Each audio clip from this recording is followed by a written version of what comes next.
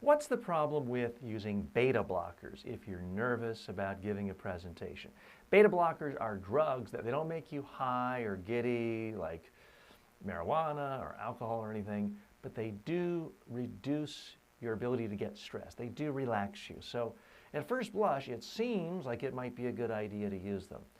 I was in Chicago working with a well-known mutual fund manager. We'll call her Sarah. She said, TJ, I'm very nervous about going on CNBC tomorrow. I think I'm going to take a beta blocker. I said, please don't. We're going to rehearse here again and again until you like how you're coming across. And we did rehearse. We did make some progress, but she still decided to take the beta blocker. And this was more than 15 years ago, but I still remember the image. It's so powerful. I saw her the next day on CNBC, and she was like this. Yes, I'd like to tell you about the success of our mutual fund and why our value investing is so successful. She looked and sounded like a zombie.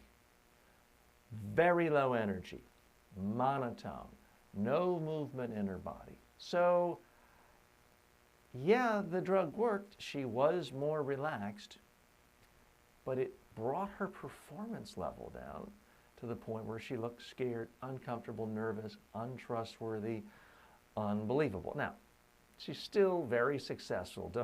Don't feel sorry for her, but it just drove home for me this basic principle that it's not about you feeling comfortable, it's how you come across to your audience. In her case, hundreds of thousands of people were watching that.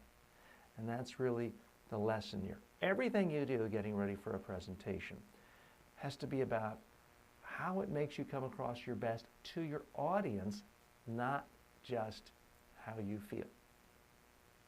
Okay, so why do I tell that story? I tell that story because I do believe that it's simply not a good idea for people to use beta blockers just because they're nervous about giving a presentation.